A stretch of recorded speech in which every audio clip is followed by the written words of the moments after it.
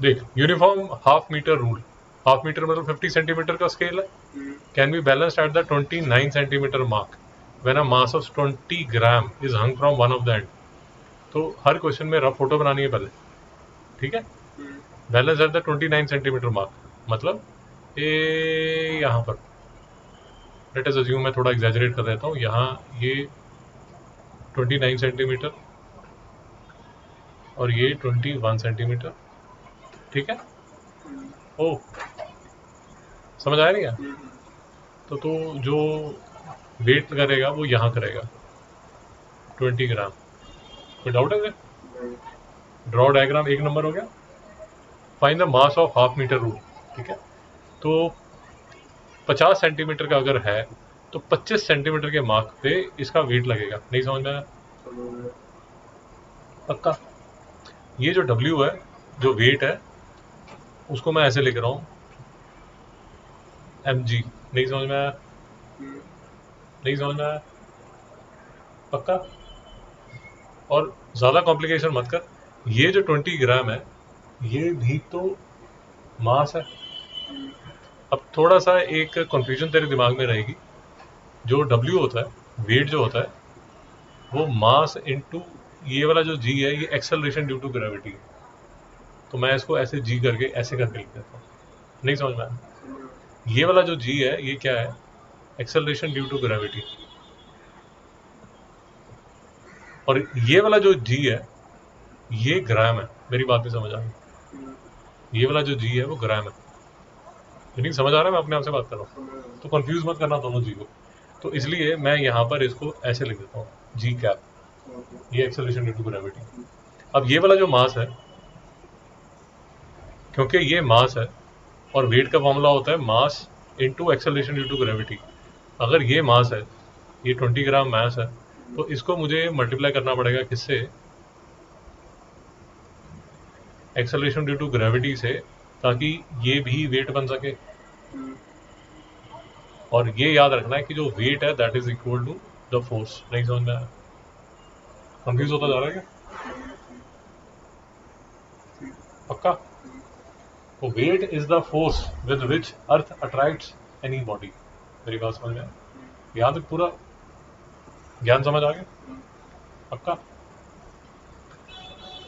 तो find the mass of the half metre rule. अब जो इक्वेशन बनेगी मूवमेंट ऑफ कपल से, तो ये जो है, जो वेट है, वो इसको घुमाने की कोशिश कर रहा है ये बाजू, और ये वाला मतलब स्केल का जो वेट है वो उसको एंटी क्लॉकवाइज घुमाने की कोशिश कर रहा है, और जो तूने 20 ग्राम का मास लगाया हुआ है वो उसको क्लॉकवाइज घुमाने की कोशिश कर रहा है। मेरे साथ है यहाँ तक?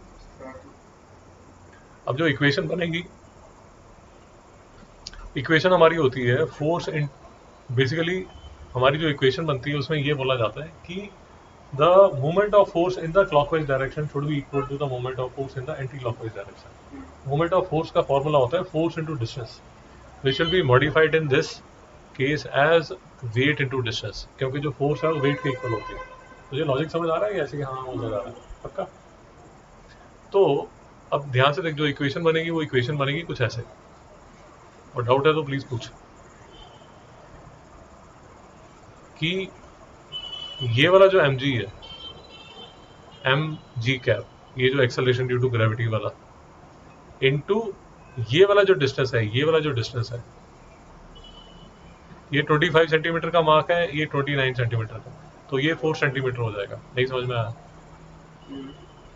Is equal to weight 20 into g cap.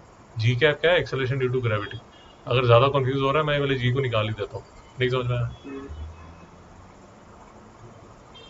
Multiplied by distance, ये वाला जो डिस्टेंस है that is equal to 21 centimetre. नहीं समझ में आया? नहीं समझ में आया? 21 सेंटीमीटर क्या है?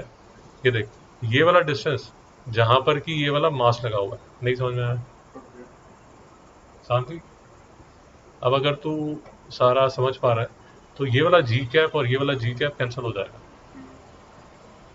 तो m जो है वो किसके इक्वल होगा? m जो है वो किसके इक्वल होगा? हाँ, m जो है वो किसके इक्वल होगा? 20 इंटू 21 होल अपॉन 4। m किसके इक्वल होगा? 4 5 द 20, 5 1 द 105। ये वाला जो g है वो ग्राम वाला g है। मेरी बात नहीं समझ आई?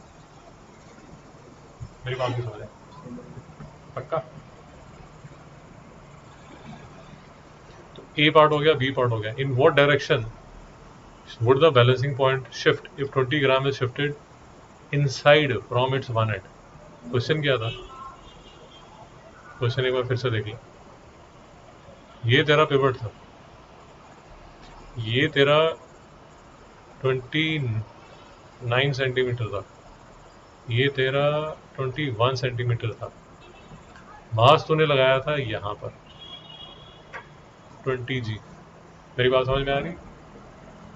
जो तेरा स्केल का वेट था, स्केल का वेट वो लग रहा था यहाँ पर, जो कि था 25 सेंटीमीटर मार्क। मेरी बात समझ में आ रही? अब तू क्या चाहता है सी पार्ट में? In which direction would the balancing point shift if 20 gram mass is shifted inside from its one end. अब ये 20 ग्राम अगर तू लगा देगा यहाँ पर, 20 ग्राम लगा देगा यहाँ पर। मेरी बात समझ में आई? तो तेरे से पूछा जा रहा है कि अब जो पिवट है वो किस साइड जाएगा। मेरी बात नहीं समझ आई? लेफ्ट साइड में जाएगा या राइट साइड में जाएगा?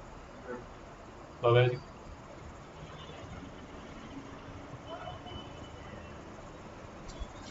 थोड़ा फीलिंग लेवल पे समझने की कोशिश कीजिए। जी जी बोलिए।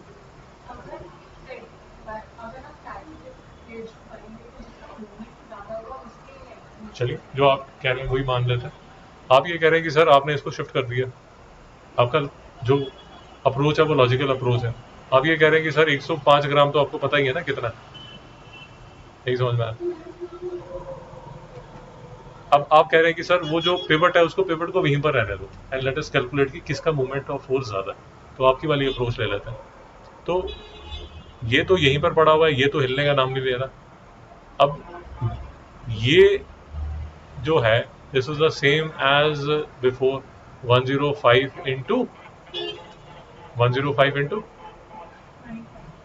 25 नहीं, इंटू दिस 4। ये जो है, ये जो मूवमेंट है वो है एंटी क्लॉकवाइज, और जो क्लॉकवाइज मूवमेंट है वो कितना है? अब इसको आप कुछ भी ले लीजिए, कुछ भी ले लीजिए। मैं 15 सेंटीमीटर ले लेता हूँ। मेरी बात समझ आएगी आपको? अरे इनसाइड की बात कर रहे हैं तो कुछ भी ले लेते हैं ना। मैं 15 सेंटीमीटर ले लेता हूँ। तो मैं क्या करता हूँ, 15 इंटू मास तो सेम ही है 105। मैडम बात समझ में? अब जो एंटी क्लॉकवाइज मूवमेंट लग रहा है वो कितना लग रहा है? 420। और जो क्लॉकवाइज लग रहा है, नहीं नहीं आई एम सॉरी, ये 105 नहीं है, ये 20 ग्राम, 20 इंटू 15 है। मेरी बात समझ आ गई? ये लग रहा है 300, ये साइड पे लग रहा है 420, और ये साइड पे लग रहा है 300। तो स्केल किस साइड टिल्ट करने की कोशिश करेगा? Anti clockwise. नहीं समझ में आया?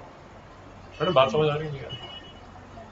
अगर वो एंटी क्लॉकवाइज घूमने की कोशिश कर रहा है तो आपको जो पिवट है वो किस साइड मूव करना चाहिए? आप इसको ऐसे देख लीजिए। चलिए मैं आपको एक और चीज बताता हूँ। आप इसको ऐसे देख लीजिए कि ये 105 इंटू 4 जो है, 105 इंटू 4 जो है वो ज्यादा है, ये 20 इंटू 15 जो है ये कम है। मेरी बात समझ में है? मेरी बात समझ में है? क्लॉकवाइज, एंटी क्लॉकवाइज जो है वो 420 है, और क्लॉकवाइज जो है वो 300 है। तो आप क्या कर सकते हैं कि जो 420 वाली फिगर है उसको डिक्रीज कर सकते हैं। उसको आप डिक्रीज तभी कर पाएंगे अगर जो डिस्टेंस है उसको कम कर दें, ये वाले डिस्टेंस को कम कर दें। तो इसलिए जो पिवट है उसको इस साइड मूव कर दीजिए। बेटा मेरी बात नहीं समझ आ रही? और तुझे समझ आ रहा है नहीं यार? तो आपका वाला जो अप्रोच है वो ले ली। हाँ बोलिए। जी जी।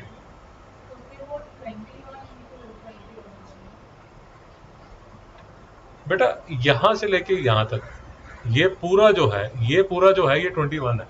अब आपने इसको शिफ्ट कर दिया अंदर की तरफ, तो मैंने, क्योंकि मेरे पास, मुझे ये तो पता नहीं है कि कितना शिफ्ट हुआ है, तो मैंने एज्यूम कर लिया कि यहां से लेके यहां तक आपने 15 सेंटीमीटर पोजीशन होगी उसकी। तो मैं आपकी वाली न्यूमेरिकल अप्रोच ले रहा हूं, फीलिंग अप्रोच नहीं ले रहा।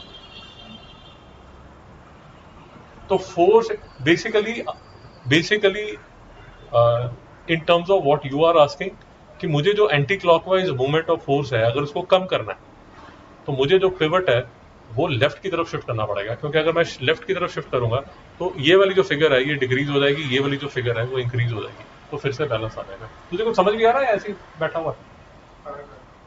मिस भव्या, शांति, पक्का?